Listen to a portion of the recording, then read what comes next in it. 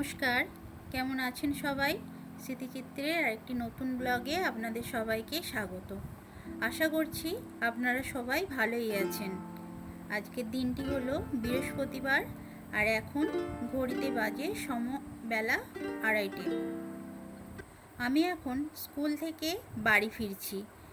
এইটা স্কুল থেকে বাড়ি ফেরারই রাস্তা। আমাদের স্কুলটি একটি পাড়ার ভেতরে। আমার পাশে যাকে দেখতে পেলেন, ওর নাম হলো পায়েল। সাধারণত বেশিরভাগ দিন আমি আর পায়েল একসাথেই বাড়ি ফিরি।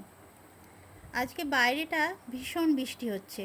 আসলে কালকে থেকে বৃষ্টি শুরু হয়েছে, নিম্নচাপ হচ্ছে, তাই বৃষ্টি থামছেই না। এখন একটু অল্প অল্প পড়ছে, তাই ভাবলাম ছাতাটা বন্ধ করেই যাই।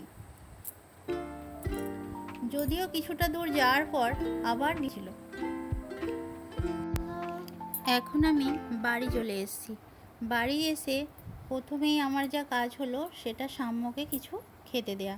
তো ওকে জিজ্ঞেস করলাম, কি খাবি? ও বলল যে একটু ম্যাগি করে দাও। ম্যাগি বানাতে যেতে আগেই বলল, মা ম্যাগিটা যেন একটু লাল লাল হয়। এই যে লাল লাল ম্যাগি, এইটা ও কোথা থেকে শিখেছে আমি জানি না, কিন্তু ওকে লাল লাল ম্যাগিই করে দিতে হবে। যদি বলি যে এমনি ম্যাগি করে দিচ্ছি, তার উপরে সস দিয়ে দিচ্ছি, লাল হয়ে যাবে, সেটা খেয়ে নে না, সেটাও ওর ঠিক পছন্দ না। জানি না ওর কীরকম ঠিক ভালো লাগে, এখনও তো সেইভাবে ও বলতে পারে না। তো আমি ওকে লাল লাল ওই ম্যাগি করে দেওয়ার জন্য প্রথমে কড়াতে একটু তেলের মধ্যে হলুদ দিয়ে দিই, দিয়ে একটু কাঁচা লঙ্কা দিয়ে তারপর ম্যাগি মশলাটা আর জলটা দিয়ে ম্যাগিটা দিই। এইভাবে করার পর দেখি ম্যাগির কালারটা একবারে যে হলুদ হয় না, তার থেকে একটু ডিপ হয়।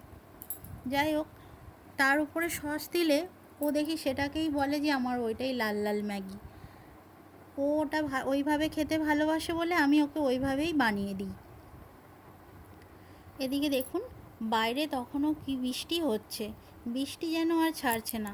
বৃষ্টি সবারই ভালো লাগে, আমারও খুব বৃষ্টি ভালো লাগে। কিন্তু যদি এক টানা অনবরত বৃষ্টি হয়ে যায়, তখন যেন মনে হয়, দূর বাবা, কখন যে রোদ্দুর উঠবে, একটু সূর্যের মুখ দেখতে পেলে বেশ ভালোই লাগতো। এখন হয়েছে সেরকমই অবস্থা। আর এদিকে দেখুন, সাম্য এসে আমাকে ম্যাগি করতে বলে ও তার একটু নিজের মতো খেলছে, গান করছে। ও যখন একা থাকে তখন নিজের মতো হয় খেলে, না হলে লাফায়, না হলে নিজের মতোই নাচে। এখন যেমন নিজে মুখে ছোড়া কাটছে আর নাচছে। ও তার ওর মতোই থাকে। ওকে যে খুব বেশি যে আমাদের ডিস্টার্ব করে বাড়িতে সবাইকে, তেমনটা না। কখনো কখনো হয়তো কারো পেছনে লাগে, কিন্তু সেটা খুব কম।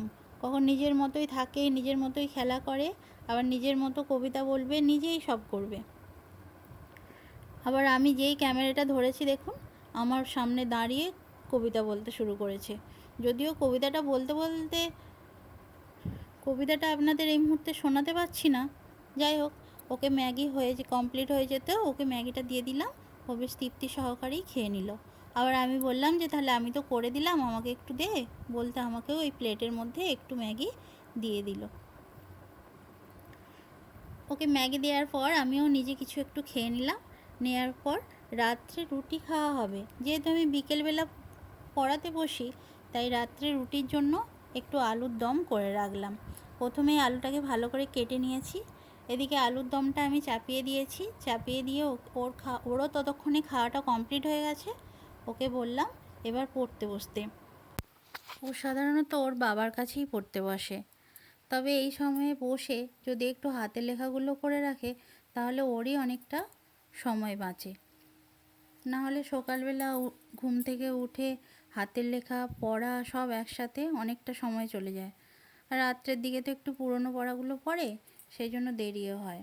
যাই হোক, ও হাতের লেখা করতে বসেছে। বসেই প্রথমে তো বইয়ের পাতা উল্টেই 10 মিনিট কাটিয়ে দিল। তারপর যাই হোক, হাতের লেখাটা করলো। ছোটদের ক্ষেত্রে পড়তে বসলেই প্রায় একটা জিনিস লক্ষ্য করি, সবার ক্ষেত্রে হয় না, যারা বেশি চঞ্চল হয় তাদের ক্ষেত্রেই এটা বেশি হয়, যে খাতায় লেখা পড়ছে না। কেন না, পেন্সিলটা একটু বেশি করে ছুলে দিতে হবে। পেন্সিলটা না ছুললে ভালো করে সেটা লেখা পড়ছে না। রাবার খুঁজে পাওয়া যাচ্ছে না। এটা একটা ওদের বড় রকমের সমস্যা।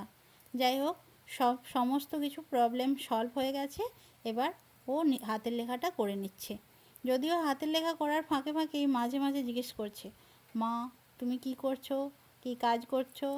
মানে এটা ওর একটা অভ্যেস বলতে পারেন। মন দিয়ে যে কোনো কাজটা করবে সেটা একটু ওর কমই হয়। যাই হোক, ওকে বলতে বলতে এদিকে দেখুন আলুর তরকারিটা হয়ে গেছে। আলুর তরকারিটা কিন্তু দারুণ কালার এসেছে, খুব সুন্দর কালার এসেছে। কেমন খেতে হয়েছে সেটা আমি আপনাদের পরে জানাবো। আলুর তরকারিটা আমি একটি জায়গায় ঢেলে নিয়েছি। এইদিকে দেখুন সন্ধেবেলা মা বলছিল যে একটু ফুলুরি বানাবে, তো আগে থেকে চালটা ভিজিয়ে রেখেছিল। আমাকে বলছিল তুমি স্কুল থেকে আসলে চালটা একটু গুঁড়িয়ে দেবে। তো আমি সেই মতো চালটা একটু মিক্সিতে দিয়ে দিয়েছি গোড়ানোর জন্য। চালটা গুঁড়িয়ে, ও বাবা, মিক্সিতে দেওয়ার পর আবার দেখলাম কারেন্ট চলে গেল। যাই হোক, কারেন্ট এলো, কারেন্ট আসার পর চালটা গুঁড়িয়ে নিয়েছি। এই চাল গুঁড়োনোর যে সময় যে মেশিনটা চলবে, মানে এদিকে আমার মিক্সি তো চলছেই, তার সাথে সাথে এদিকে আমার ছেলের মুখেও মেশিন চলবে। সেও ওই মিক্সির মতো সুর নকল করে একই সাথে ভোঁ ভোঁ করে বলতে থাকবে।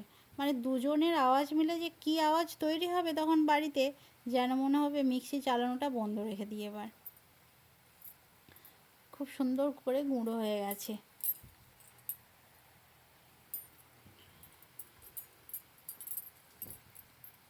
আপনারা কারা কারা ফুলুরি খেতে ভালোবাসেন কমেন্ট করে অবশ্যই জানাবেন। জানেন তো, আমি তো আমার ছোটোবেলাটা মেদিনীপুরে কেটেছে। সেখানে না ফুলুরিকে সবাই গুলগুলি বলতো। আসলে আমি বলছি না যে সমস্ত জায়গাটা জুড়ে, সমস্ত মেদিনীপুর জুড়ে। আমি তো পশ্চিম মেদিনীপুরে থাকতাম, তো আমি যেই গ্রামটায় থাকতাম ওইখানে ওই ধরনেরই কথা ছিল। মানে বিভিন্ন ধরনের কথা এখনও অন্য রকমভাবে বলে, যেটা হয়তো এইখানে বলে না। আমার এখনও কিছু কিছু কথা হয়তো আপনারা শুনলে বুঝতে পারবেন যে ওখানকার টান আছে। ওখানেই তো আমি এইচএস পর্যন্ত ছিলাম, তাই ওখানের কথাগুলো আমার যেন আমার সাথে মিশে গেছে, সেটা আর আমার চেঞ্জ হয়নি। আবার এখানে আসার পর সেটা আস্তে আস্তে হয়েছে চেঞ্জ, তবে সবটা চেঞ্জ হয়নি। এদিকে সন্ধ্যের পর দেখুন এটা মা মেখেছে, খুব সুন্দর কিন্তু হয়েছে, করে মাই ভেজে নিচ্ছে। কেননা ওই সময়টাই তো আমি স্টুডেন্ট পড়াই, তাই আমার আর সময় হয়ে ওঠেনি। মাকে বললাম রাত্রের দিকে ভাজবো, মা বলল না সন্ধ্যের দিকটাই ভেজে নিই। আমি বললাম ঠিক আছে, তাহলে তুমি বরং ভেজে নাও, আবার যখন অন্য দিন হবে তখন বরং আমি ভেজে নেব। ঠিক আছে বন্ধুরা, আজ এই পর্যন্তই। আবার পরে দেখা হবে একটি অন্য ব্লগে। ততদিন আপনারা সবাই ভালো থাকবেন, সুস্থ থাকবেন। নমস্কার।